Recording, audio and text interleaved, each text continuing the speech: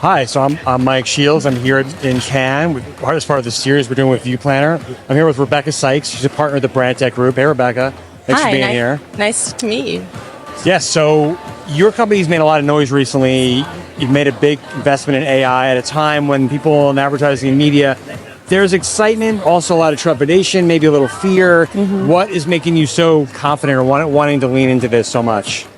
I think we've been making a big bet in AI for a very long time. The Brandtech group was founded back in 2015. One of our founding pillars was the belief in machine-generated and AI-led content. So for a very long time, we've been believing in the power of that to be transformative. I think what's become so evident recently is just how big that transformation is going to be. Yeah. And that it is going to impact not just the content, but the data and the media and the intersection of all three of those things as well. Right. I guess there's a fine line between transformation and disruption, which I think people are worried about.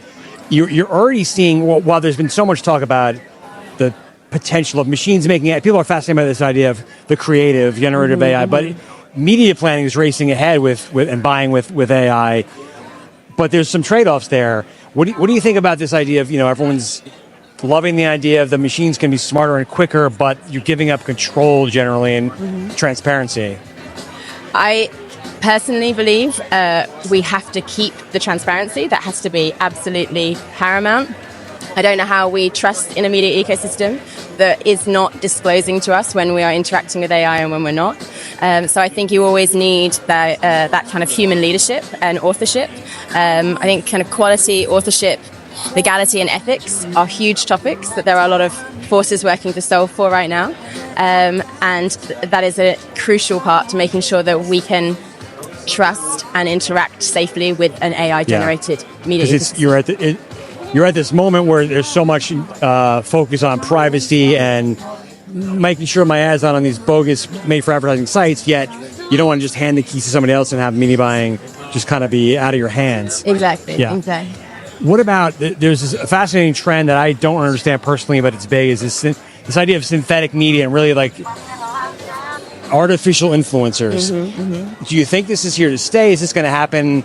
Or is this a generational thing where people are just going to be, it's going to be normal behavior for young people? What do you make of this whole trend? I think synthetic influencers have been around for a while and brands have been leaning into that space for a while. I think there can be no such thing as a 100% synthetic media plan, or there is a very real risk that you'll have 0% real sales. I think you have to have a combination. Yeah. And when we see real people augmenting the work they do, real creators augmenting the work they do with AI, it is enabling them to have the value of AI accrue with the creator economy, which I think is great. That you should be able to be faster, that you should be able to take the pain out of some of that kind of creative workload, that we should have more diverse and broad kind of creative outputs. That I completely endorse and believe in. As part of the series, we've been digging deep into the YouTube ecosystem. Mm-hmm. How do you think AI, transforms that? Whether you're looking at it from a creator perspective, media buying, all kinds of different levers that can be pulled differently. How do you think that reshapes that world? I think there's loads of interesting stuff happening in that space. As I said, the fact that the value of AI is accruing with the creator, I think, is really powerful. There are lots of interesting kind of creative niches springing up, like VTubing, kind of a video-to-video transformation. Yeah. You can be so immersed in a particular world, take on a particular character. I think for an audience that is, extreme fandom, that is an amazing premise. That's an amazing creative premise. That's an amazing for a creator to be able to, develop something so immersive as an individual, working in a creative field. So I think there's some really interesting sides to that. Obviously, there are inherent risks too around deep fakes and what we can trust and what we can't. So there's always that kind of that duality. Yeah.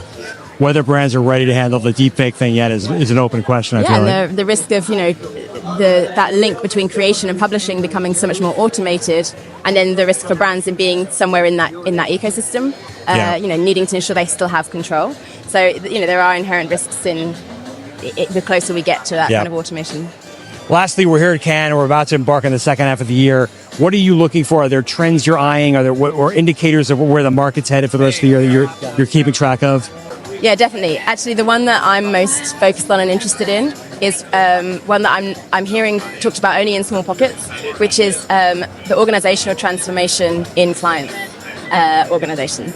So we're talking to a lot of large client organizations who are really grappling with, if we disrupt the linear nature of the way we make content, what does this mean for our business and how we work? We like workflow structure, everything. those kind. We condense optimization. We open up the possibility of creative optimization. We take this linear process and we completely disrupt it. What roles do we need? How should we work? How do we partner? That does not sound easy. And I don't think it is easy, but I think it's truly the disruptive part of the transformation that you mentioned. And so I think that's going to be a really big and interesting conversation for the second half. That's going to be fascinating to watch.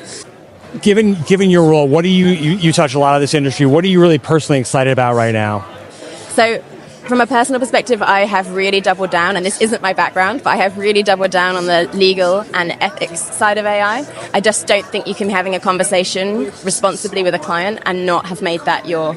You don't want to guess on those kind of things. This is not a guessing space. This is it's big. It's being completely reshaped, and I think that you really have to have focus and understanding around where you want to draw those lines in the sand for your organization. And to do that, you really have to understand what's coming from regulation, but also where responsible AI takes you. So that's where I've spent a lot of time. That's what I'm quite passionate about. Do you think brands are ready, or they're not even? Increasingly so. I am surprised and delighted. Maybe not surprised. Delighted by how many brands really think hard about responsible AI. Yeah. To the point maybe where we're even too conservative. Maybe we're being too cautious.